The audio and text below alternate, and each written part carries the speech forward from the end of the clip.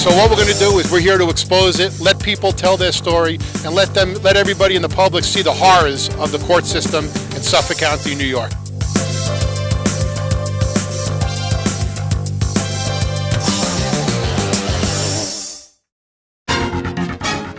Long Island Backstory. Long Island's news alternative to the Newsday Cablevision news monopoly. With Chief Correspondent Gary Jacobs. I'm Gary Jacobs, and welcome to another edition of Long Island Backstory, where we shoot at Cablevision Studios in Hauppauge. This is part 2 of our series on Jeffrey Deskovic, a man who was wrongfully convicted for rape and murder, spent 16 years in prison, again for a crime that he didn't commit due to prosecutorial misconduct, judicial misconduct, and really the jury not doing their job. You'll see some pictures on the screen of Jeff being arrested. You'll see this is a 16-year-old kid. As you can see sitting here now, we have a grown man, but at the time he was 16 years old. So we're going to take off. We're going to take off where we left off the last show, which was where your appeals. You were going through the appeals process, and you've lost all of your appeals now. They've basically been rubber stamps for the lower courts. They absolutely did not give it the time and the concentration that you deserve and that legally you're entitled to. So now you run out of all your appeals. You're sitting in jail after it's 11 years at this point. What do you do? Well, I know the only way the court will let me back in, is if I find some previously unknown evidence of innocence. So that means I have to find an attorney and an investigator who will take my case for free and hope that they could somehow find something that wasn't known. Right. So that means you need an investigator. They need to investigate it. Yes, exactly. And you have no money. You've been in jail since you're 16. Exactly. And you don't come from a rich family. I do not, and none of my family didn't have money either. So I wrote letters basically for 4 years. And to who? I wrote large law firms. I wrote reporters. I wrote faith-based organizations. I wrote nonprofit organizations that do free people. I wrote anybody who could help me either directly or indirectly. If there was a line of reasoning or rationale that I could come up with, I wrote, and I made sure I always pointed it out. I never presumed that they understood how they could help me indirectly. Right, okay. So I wrote letters and didn't get responses really for 4 years, and then people just didn't respond at all? Yeah, mostly they just didn't respond at all. Wow. And then I went to the parole board, and they slammed the door shut on me. Because you didn't admit to doing the crime? Yes, that was pretty much it. That was pretty much it. Yes. Okay. So I have a chance encounter in the mail. I was writing a book author in care of the publishing company, but somebody instead opened the letter and sent it to an investigator who was working out of Colorado and Maine. So she wrote me back and just said, look, you're too far away for me to work on your case directly, but I'll help you network to the substantive legal services. So she got the Innocence Project to take my case. Had you written them previously? I did. I wrote them back in 92, 93. But the way that they were doing the working on cases was they would just take the crime scene DNA evidence and compare it to a particular suspect, and when it didn't match, go back to court and say, hey, this is something new you guys didn't know about. The court would overturn the conviction. Right. That wasn't an option for me because the DNA was known. Right. So you might, if you want to look at it in a perverse way, you might say that I was excluded by the DNA too soon. Right. Yeah, so they rejected me back then because of that. But the investigator told me that with DNA technology advancement, the prior denial was irrelevant, so write them again. So I did. She lobbied them, and she got a bunch of other legal professionals to write letters and lobby them, get them to take my case, which ultimately they did. Now at that point, the district attorney, that was Janine Pirro, she had left office, so her successor allowed me to have further testing, which Pirro wouldn't. And I wonder why Pirro wouldn't do it. Do you think she knew all along and didn't want to have this on her watch? Her motivation is really, yeah, exactly. Somebody's in jail. Why? Run a DNA test. Especially considering, like in the Terry Chalmers case, which is another Westchester case, she agreed to the testing. She agreed to overturn the conviction based on the DNA. So that was the whole basis of asking her. I thought, well, this woman is educated. She knows what an exclusion. By the way, there's an old case on file where the DNA doesn't match me. Allow me to have further testing so I could get a. Now you're saying further testing. It didn't match you, so you wanted to test what? I wanted to retest through the DNA data bank. Okay, so now at the time when you were convicted, there wasn't such a thing. There wasn't such a thing. No, and the data bank would allow me to go from instead saying that it wasn't me to being able to say, look, not only was it not me, it was him right there. But that was still a gamble because what was the chances that the person actually did something again. Well, although I think lightning. people who murder usually do it again, especially if they get caught. Right. So that was your hope. That was my hope. But nonetheless, you're correct. It was could've- lightning in a bottle. right, It was lightning in a exactly. bottle. But we didn't have. We took the long shot, and the Hail Mary pass connected. So so they get the permission to run the DNA through the data bank, and what happens? It matched the actual perpetrator, whose DNA was only in the data bank because left free while I was doing time for his crime. He killed another victim 3.5 years later, who was a school teacher and a mother of 2. You guys raped her too? There was no rape with that, just the murder. Wow. Which But you know, another woman, these kids a grew life. up. These kids grew up, without a mother, and this woman lost her life needlessly, all Right. because the police didn't do their job the right way, all because the prosecutor engaged in misconduct, the medical examiner, the judge, the jury. To me, they have blood on their everybody. hands because you know what? I Not think only so. do they have blood on their hands for what they did to you. Yes. You have to think about.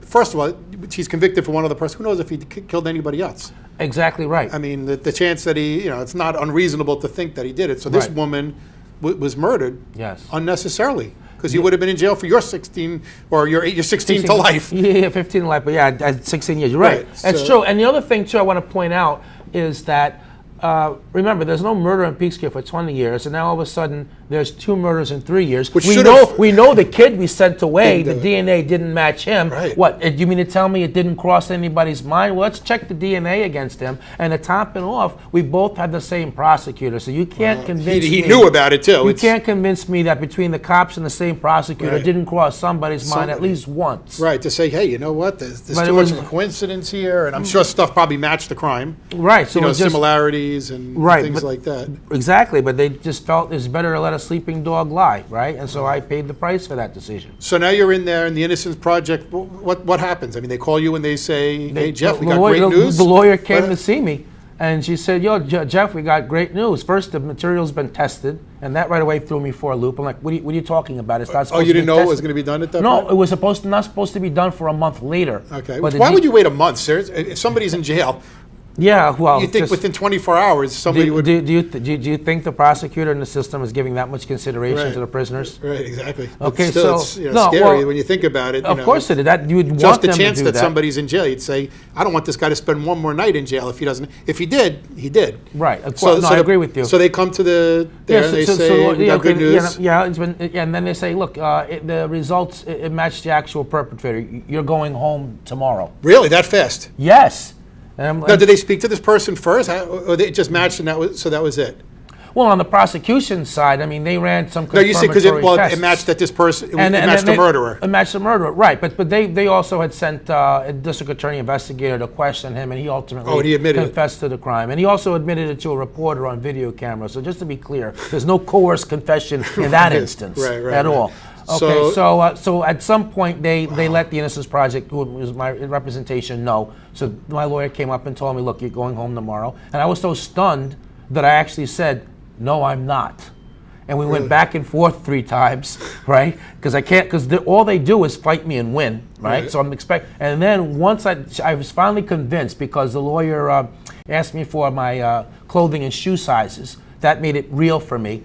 And that was 3.5 hours to get to that conclusion, by the way, on my part. And then once I finally got there, then a different fear crossed my mind, which was I thought something was going to happen between that day and the next before the district attorney changed her mind. Right, okay. Yeah. But fortunately, there was no changing of the minds. Conviction was overturned. I was released September 20th, 2006.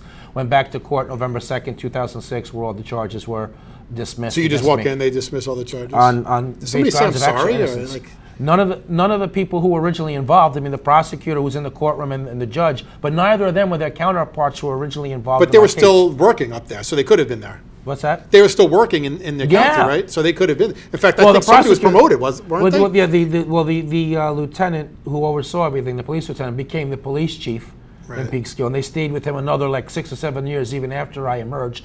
He should have been fired. Yeah, I agree. Well, there was, the newspaper that I wrote for at the time, the Westchester Guardian, called for him to be fired, but the mayor refused to do it. His justification was, I'm not firing somebody for something they did 16 years ago. While you were sitting in jail.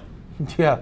Like you forgot about it. Let's move on. Well, it also sends a message to anybody else that it doesn't matter. We got your back no matter what. Even Right. if it's, Doesn't even if matter it's what you do. misconduct. So the judge was still sitting on the bench. I mean, he ducked the case. He didn't want to be involved in it. The prosecutor mysteriously retires 2 weeks before I came out and runs to Florida. So come on, you can't tell me he wasn't tipped off. Right. The medical examiner, as soon as when I filed lawsuit afterwards, he retired quickly too. I just want to show on the screen, we have the picture of your exoneration. Is that Barry Scheck? That's there? That's and Barry he's the one Scheck. who runs the Innocent Project? He's the one who runs the Innocent Project. Also next to him is Nina Morrison, who was my primary staff attorney. And then on the other side to me, this older woman, she's one of the people who lost on the 4-day rule. She was trying to get that overturned, but ran into a completely unreasonable Court of Appeals on Sonia Sotomayor. Wow. So I just want to go back because we have a little bit of time. Then we're going to talk about what happened when you got out. When you were in jail, because people can say, well, now he's out of jail. How does he adjust? I mean, when you were in jail, I think at one point you were almost murdered in jail. Yes, that's true. I was hit on the sides of my head multiple times with a 10-pound weight. Right. Now, when you get out of jail, how do you adjust to getting out of jail? I mean, like I said, when you went in, you had no cell phones, you had no Facebook, you had never had a girlfriend. So now you're going in at 16 and you're what, 32? You're 32 when you get out, so you never dated anybody. You were never a teenager. Right. Do they help you adjust? I mean, where do you go? You open the door. Where do you go? They just release you, and that's that. That's it. And where do you go? Well, yeah. So they have no money in your pocket. You have no training. No, exactly, none of that. So where do you go? I stayed a couple of days with my aunt. Then I went to my mother's house. She had moved to a really rural part of New York. And you probably barely even knew everybody in your family. I did. That's right. I couldn't really relate to them. They'd really become strangers because I barely visited with. They barely visited with. So towards the end, I think you said that they visited the beginning, but then that faded. That faded. Yeah, the last 6 years. I mean, I used to see my mother maybe once every 6 months. Maybe I'd see a parent for an hour or two. Yeah, and then my aunt and uncle would come, and then they would disappear for 2, 3, 4 years, and then I'd see them again. So eventually, do you think they thought you did it? They all said that they didn't, but the weird thing, though, is that their belief in me didn't translate into them as trying to assist me. So they weren't all writing letters and going to the press? You None think of everybody that. sort of just went on with their life? They did. That's exactly So they say what that happened. they supported you, but if somebody really thought you were innocent, you would think that they would be writing letters all day and doing whatever they could. And looking up information that I couldn't get for myself. But going back, you're right, you would think that, but that's not really what happened. And in terms of the point you were making about trying to reintegrate. So basically, I mean, I was just released really with nothing. I was really essentially on my own. No money? They don't give you hey, here's $10,000? No. You can file a lawsuit. Right, but I mean, that you get takes out, between 3 to 7 years. But right now, in the meantime, there's no housing, cost of living. What about training? No, there's no job training, job placement. There's no classes on technology. Get you an apartment? No, none of that. They just literally open the door. That's it. I just somebody picks you up. You call somebody in your family, or they set it up and. Yeah, and I bounced from And you can't drive? You don't have a license? I don't have a license. No, I couldn't get a job because I didn't have the same job experience that other applicants had. I had this really big gap on my resume. Yeah, that's a big gap. I bounced from place to place. I very nearly ended up into a homeless shelter. I'm surprised you didn't. I mean, you could almost think you go into depression and be suicidal because I did. Were you happy to be out, or how did you feel when you? No, I mean, it had to be a mixed. No. You only knew jail. Exactly. Here's the thing, right? When I was fantasizing about my freedom, I thought I was coming home to an idealized life where I was going to live where I wanted to live. I just assumed I'd have friends. I'd assumed I'd be able to get a job at the same place I would have gotten had my life not been disrupted. And I thought that I'd be compensated, financially right away. I didn't see all the mental health issues on the horizon. I mean, typical things like post-traumatic stress disorder, panic attack, anxiety, feeling of being frozen in time, of moving at a slower speed than the rest of society. I didn't see any of those things. So those were all obstacles that I had to deal with. Eventually, I got lucky that Human Development Services of Westchester, by coincidence, I happened to fit their mental health criteria of populations that they would rent an apartment for, and I had to give them 30% of whatever I made each month. So even if I made nothing, still 30% of nothing would be nothing. So I finally had some stability of housing. I was never able to obtain gainful employment. I used to make money writing articles for a weekly newspaper, but because it's a weekly, guess how many they wanted per week? Right, One. exactly. I would make money doing speaking engagements, but that's like a performer. You get paid if you get booked. So it was a very tight existence. I mean, I was not above putting cereal in a bowl, putting it on my backpack if I had to go to the city to see my lawyers. I mean, at times, I could barely afford to buy the train ticket. So, one of the lowlights was I would hide out in the bathroom when the train conductor was coming around, hoping that he didn't punch my ticket so I could somehow use that the next time around. It was very difficult. I mean, I had a really inexpensive car that a private citizen donated to me. And if I had to even make the most simplest of maintenance repairs, that would wipe me out for the month. Was your feeling that people were looking at you like you were still guilty? What was your, how do you think people looked at you? Sure. There really wasn't a doubt as to my guilt because the actual perperpetrator was we know that arrested. There wasn't, but no. But even as to the general people, because the actual perp was convicted, but the stigma was more on the level like, okay, you were in prison wrongfully, yes, but you were still there for 16 years. So how much of that rubbed off on you? Is it safe to have you around? Well, that's what I meant. I mean, people would be like, you know what? I don't really want to be friends with him. I don't want him around my kids. Exactly right. All those things. Because you've obviously seen some pretty horrible things. Right.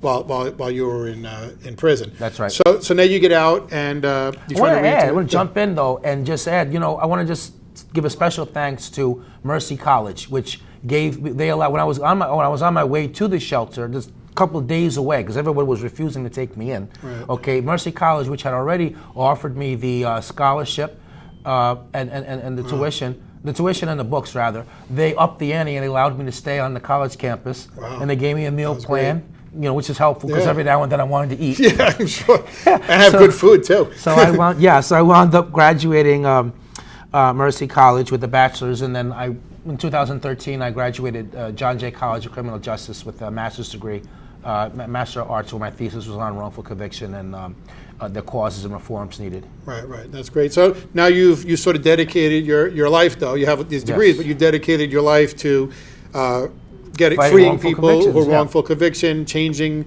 the system, and also exposing it. Because I think if you're never involved in the judicial system, and you've never been exposed to it, you're like I was, and you would think, you know what, everything's fair. And you know what, when you see somebody getting arrested and they're walking out with a hoodie, or in your case, you're a 16-year-old kid, you look awkward. Hey, he failed the polygraph test. He signed a written confession. This guy's guilty. So it needs to be told out there, because most people, I don't think, realize how common this is. And I think the estimates are 10%. You say it may be even higher, from your experience, and maybe it's by state too.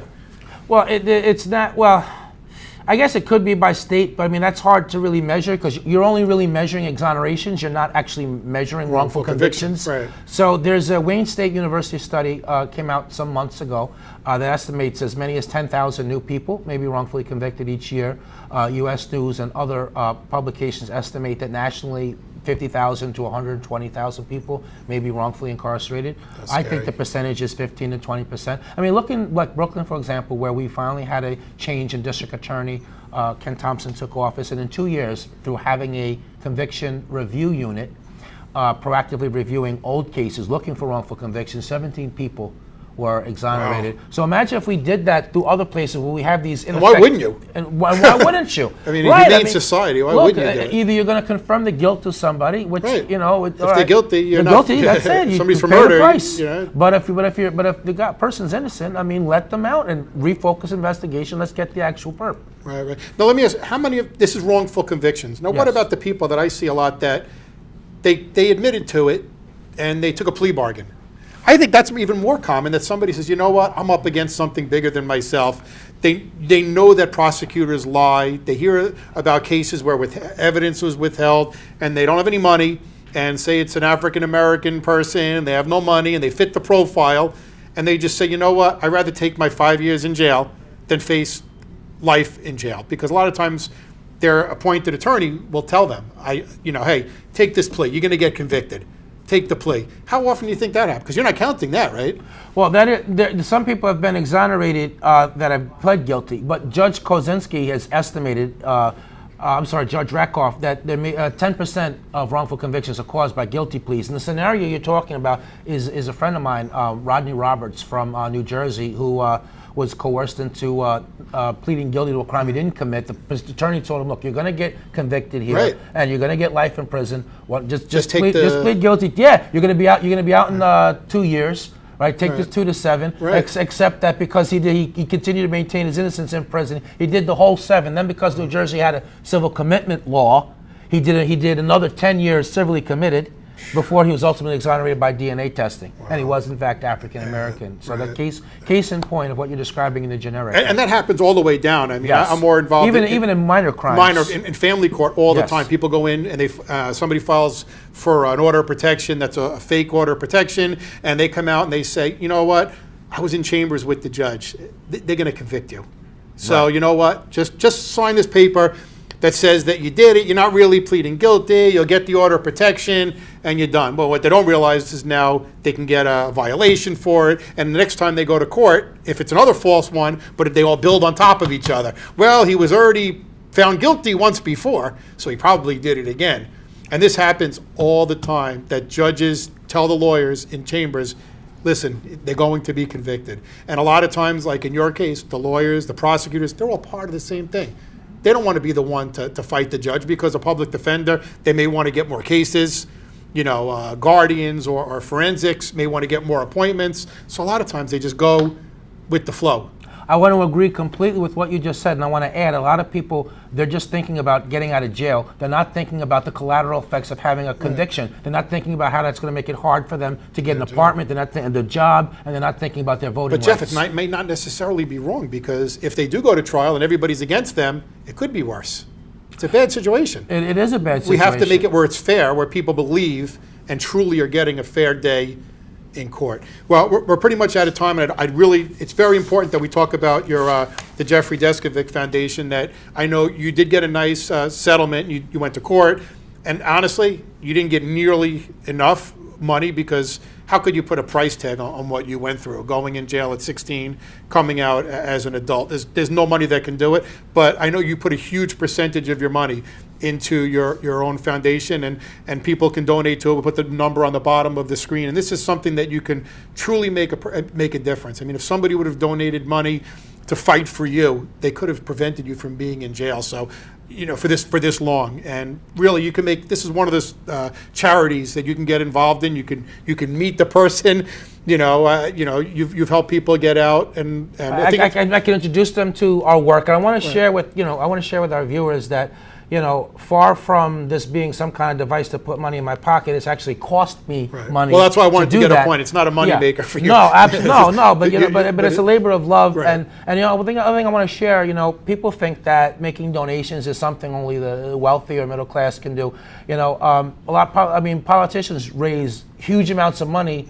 With $5, $10. Yeah, exactly. So you'll take any donation. We'll take any. Listen, no amount is too small. If somebody's rich, please write the big. Please write the big contact check. you. Contact me. And you speak at events. I do speak at events, and by the way, the money that I earn, it's all made out to the foundation. So I donate that to the organization. So places want to bring me into a speaking engagement. That's very helpful. Look, of a lot of these minor level politicians, if they're making 10,000, 20,000, 30,000, 100,000, $500,000, you name it, right? If just to wax nostalgically, okay, back to the Halcon days. Okay, how about something like that, where I'm talking about something that not only altered my life, but continues to alter lives of people who are wrongfully convicted, across the country. The money's going to go to prevent wrongful convictions and to free people who've been wrongfully imprisoned. What do you think's the bigger and more important thing to support?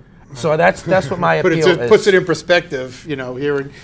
But is anybody listening? Right. Well, hopefully they are listening, and this is, a living example. You literally could have killed yourself.